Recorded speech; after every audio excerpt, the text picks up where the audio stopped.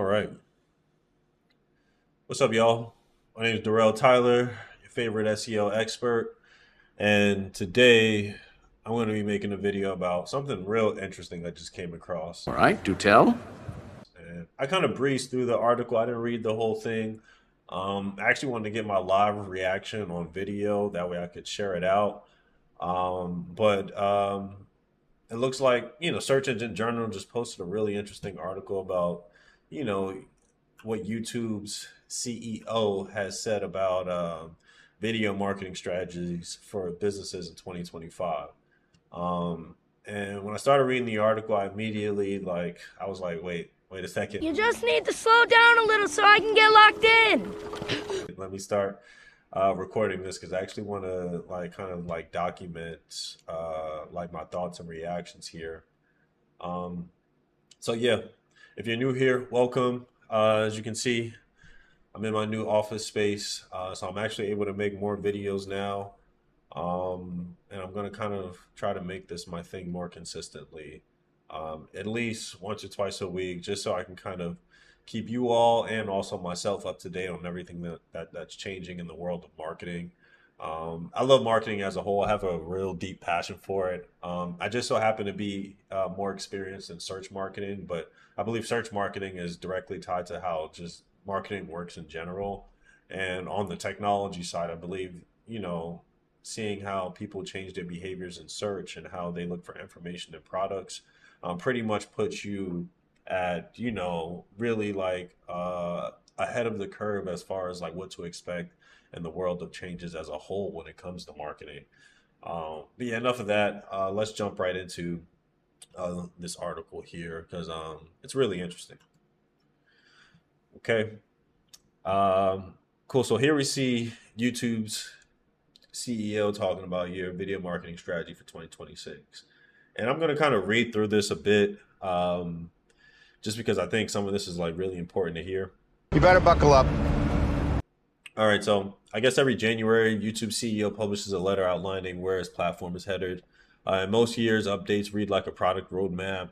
But this year, for 2026, the roadmap reads more like a strategic manifesto. YouTube is the epicenter of culture. That's what Mohan write, arguing that creators are now reinventing entertainment and building the media companies of the future while YouTube becomes the infrastructure powering that transformation, which is somewhat true. For digital marketers, this matters because YouTube is no longer simply a distribution channel for video ads or brand content. It's simultaneously a global television network, creator marketplace, a commerce platform, a discovery engine powered by AI. So they can open up them gates for me. And with these identities and each of these identities has direct implications for how SEOs, content marketers, social media managers, and executives how they should take this in mind for how they plan their video strategies in 2026. Mohan organizes YouTube priorities around four themes: reinventing entertainment, building the best place for kids and teens, powering the creator economy, and supercharging and safeguarding creativity. When examined through a marketing lens, these themes reveal a clear message. The future of video marketing is integrated, creator-led, commerce-enabled, and increasingly measurable. Let's take a moment to take in mind what he's saying here. He's pretty much saying that YouTube is no longer just a video channel or a place where people laugh or where it's just entertainment. Now it's becoming this thing where you can actually build your media empire on top of and through, and also have a place where you can sell your products and services, and also have a place for people to discover you and find out who you are. And that's really true at this point. That's what YouTube has become, and I'm sure he's going to use some examples of that. But like creators are pretty much like media companies, man. You can see great examples of like Mr. Beast. I don't know if y'all seen that Mr. Beast TV show, but like that production is insane.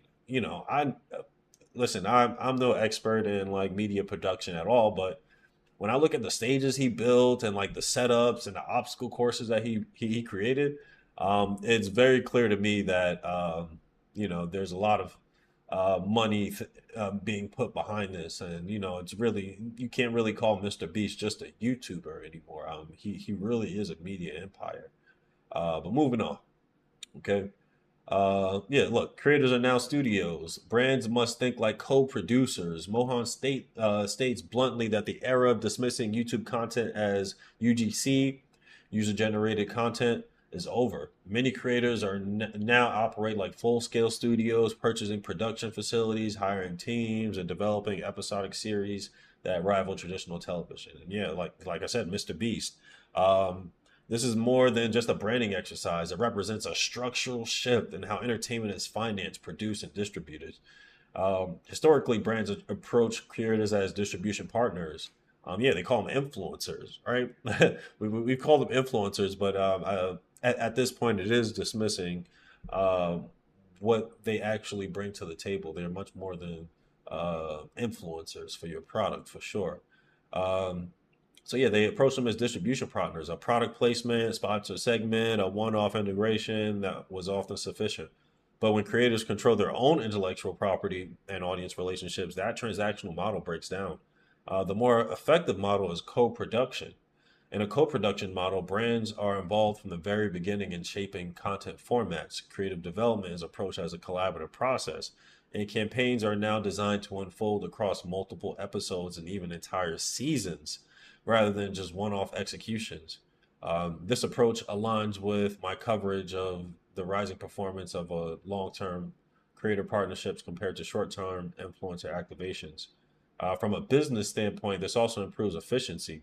Instead of briefing dozens of creators on the same campaign, brands can focus on a smaller number of deep partnerships, generating recurring assets usable across organic, paid, and owned channels. Yeah, that makes sense, especially for organic. Practical actions, identify creators. Okay, so before I don't even care to read that right now. You can go ahead and check out this article if you want to read that. But my opinion on this, this whole entire section here is that yeah, I think this is really important, especially when they talk about doing things like in a consistent way or in an episodic way instead of just doing like a one-off thing. I do think that's really important because people have pretty much caught on to like when a thing is an ad. You know what I mean? When something's just an ad, you know, you hear it one time and you know the creator moves on and you probably never really think about it again. But when you hear about it from a creator repetitively, that's when it actually starts to like kind of sink in about, you know, what a brand is all about. So that partnership makes perfect sense. Especially if you're on Instagram these days, you see people doing like prank videos and like they always bring up, you know, like betting companies and they always bring up the same betting companies over and over in different videos. And I think that kind of speaks to what this section is talking about here is just repetitively hearing a brand's name inside of a skit or some kind of episodic form of content really helps, you know, people remember who that brand is. And, you know, I won't say the brand names, but you can think of the ones on your own that you hear when you're on Instagram. And that's because of that repetitive message going out. And to add to something else that came to mind is that I think at some point, like, you know, businesses are going to look at this, especially when I read this, I'm like, yeah, it makes sense to partner with, you know, other people that are creating content, things like that. But also at the same time, I can see how brands are also going to, you know, play their hand at having in-house creators. If you have an in-house creator at your company, it's probably going to cost less rather than if you like built, you know, if you hired a creator outside. And also, I think it's just going to make sense for them to have their own form of a creator or a studio where they can consistently create content that's engaging to their audience or their customers. Because yeah, it's going to be important for you to partner with other creators. That way, new people can hear about you. But when it's time to manage those relationships internally as customers or people that are already familiar with your brand, you kind of want to take back ownership of, you know, those eyeballs and, you know, have creators that can keep people engaged and, you know, provide them with that same form of entertainment. Maybe not on the same level, but you know what I mean. Okay, moving on. All right. Shorts at 200 billion daily views has redefined discovery. Mohan revealed that YouTube Shorts now average 200 billion daily views and that YouTube plans to integrate additional formats such as image posts directly into the Shorts feed. This confirms what many marketers have already observed. Shorts are now YouTube's primary discovery surface, but the strategic implementation implication goes deep. Did I stutter? Deeper. Just a quick thought on that. Like, we're not even talking about YouTube videos in general. They're just talking about shorts. Is at 200 billion daily views. Daily views. That is insane. Shorts are clearly performing. I scroll through YouTube Shorts myself on YouTube because the gaming clips are really fun to watch, and I really have a place to watch fun gaming clips. But Hey, who let the nerd in here? yeah, I can definitely see that. Shorts are not just a short form marketing video product. They're evolving into a multi-format social feed that blends elements of TikTok, Instagram Reels, and traditional social posts on top of just like long form video content, which, no other social platform really has down pat the way YouTube does. For marketers, this means shorts could be treated as the front end of a larger content system. A high performing ecosystem works by guiding audiences through different layers of engagement. Short form content introduces an idea. Long form videos explore it in depth. Community posts and live streams sustain engagement, and paid ads are used strategically to amplify what's already working. Um, and so, yeah, all those different forms of media exist on YouTube right now, and it's going to be extremely important for people to start to take advantage of that. Um, so, yeah, YouTube is a new TV. Plan accordingly. Very, very true. Mohan cites Nielsen data showing YouTube as the number one in streaming watch time in the US for nearly 3 years. He highlights YouTube TV innovations like customizable multi-view and specialized subscription plans. This reinforces a critical point. YouTube now dominates living room viewing. For marketers, this collapses the old distinction between digital video and television. If YouTube is increasingly functioning like television, production quality starts to matter again. Long form storytelling becomes a more viable format, and episodic content begins to make far more sense as a sustainable strategy. This does not mean every brand needs a Netflix style series, but it does mean brands should consider developing signature formats rather than campaign only videos. Examples of this approach include monthly shows hosted by subject matter experts, structured series focused on product education, and documentary style content that showcases real customer success stories. YouTube ads increasingly resemble connected TV buys, making YouTube an essential component of omni-channel planning. And yeah, they're making a lot of sense here. People look and view YouTube through many, many different types of video formats, short form, long term. Now we got vertical videos on there. And and all the different types of styles that video can be produced in is all consumed on YouTube. Interviews, podcasts, episodes, dramatizations, animations, how to's, you name it. All those formats exist on YouTube. So I can definitely see as a brand, you have to, kind of, you know, go to the next level in how you plan your content and think beyond just like, okay, let's develop some quick ads on YouTube. You should start thinking in the form of how can we think like a creator and create content that's engaging while also being able to promote our product in a way that doesn't feel overly salesy. Um, yeah, I can definitely see where they're going with this. And so last push here, YouTube's commerce push turns video into a direct revenue channel. Emphasis on YouTube shopping and frictionless in-app purchases signal a major evolution. YouTube is becoming a transactional platform. Historically, YouTube excelled at awareness and consideration. Conversions often happened elsewhere. That model is changing. With in-app purchasing, attribution becomes clearer, funnels shorten, and return on investment improves. For performance marketers, this means YouTube deserves a seat alongside search and social and lower funnel planning. I previously covered, yada, yada, yada. Okay, yeah, whatever. I don't have much experience with YouTube and commerce. I've never bought anything through YouTube. Let me know if you all have. I personally have not even clicked on anything related to a product inside of YouTube itself. So I find this to be very interesting. Also, as a marketer, I also know that my opinion doesn't matter. I don't shop online much to begin with anyway, so I know my perception doesn't matter much, but I just don't have much experience with this. But yeah, if people are starting to stay on the app to make those purchase decisions, excuse me one moment.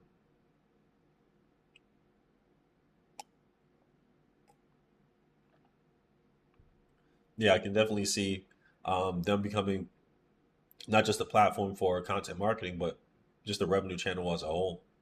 Especially if you really invest in it and you hire the right people who know what they're doing, who can set it up properly for you. If you don't know how to do it yourself, you should definitely learn.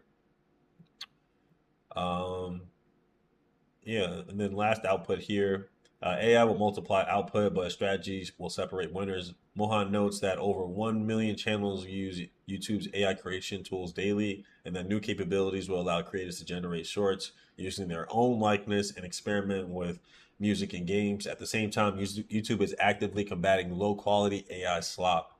This dual message is important. AI is welcome, but not a quality AI is welcome, but quality is non-negotiable. For marketers, AI should be treated as an accelerator, not a replacement for thinking. I agree. AI excels at handling many of the executional tasks in content creation, such as drafting scripts, generating multiple variations, translating content to different language, and automating captions at scale.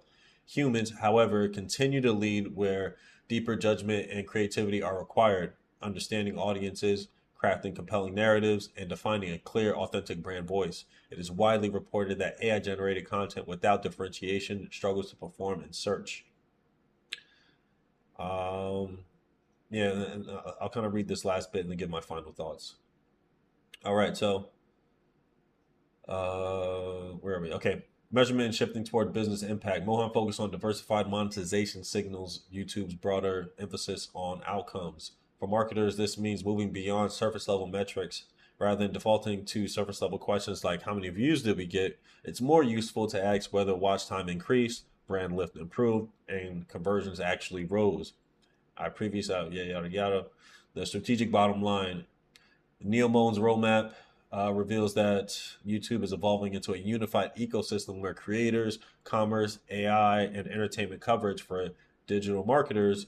The opportunity is not to chase every new feature. It is design integrated systems that use shorts for discovery, use long form for depth, use creators for trust, use paid media for scale, use commerce integrations for conversion. The marketers who succeed in 2026 will not just be the ones who produce videos, they will be the ones who build the smartest video ecosystems. All right. Yeah, I mean, whoever wrote this said it beautifully. Um, Going into this AI one, yeah, I mean, AI has really improved, you know, the amount of time that you get back without having to focus on all the editing and drafting scripts and all those different things. I'm sure those things took a lot of time for creators. But it doesn't replace creativity. It doesn't replace actually knowing what you're doing here. And so there's really no like replacement for all of that. You have to be able to understand your audience. You have to be able to connect with them still. You got to know what they want to know. And you got to be able to deliver it in a way that holds their attention and keeps you memorable in their mind from when they're ready to make a purchase decision. It could be at the moment that you're making the message, and it could be later on when they're in bed, staying up at night because, they can't get your product out of their mind. But either way, it's definitely important for you to kind of have that all together, especially as you approach a video strategy. Video as a whole is going to take a lot of time. That's something I had to accept. Coming from SEO, where my whole thing was dealing with websites and, creating content on a website, like a web page or an article or a landing page or something like that. I completely understand that video is completely different. It's a different beast, especially when editing is involved, post production, getting things right the first time. Um, there's a lot of things that could go wrong there, and there's a lot of things that will eat up a lot of your time. And so, now that AI is around, we have those opportunities to kind of cut down on that. But that doesn't mean be lazy. That means we can focus now more on being more creative, figuring out how we can be engaging, and learning how to really connect with our audience in a way that feels authentic to them. And so, yeah, this is a great article. And I personally myself am also taking on that same journey of just thinking more like a creator and a business at the same time, putting myself out there more, creating videos instead of, just doing really good things behind the scenes. So, yeah, that was pretty much all I wanted to share. Thanks for being here if you're still here, and subscribe and like the video if you want more content like this. See you soon.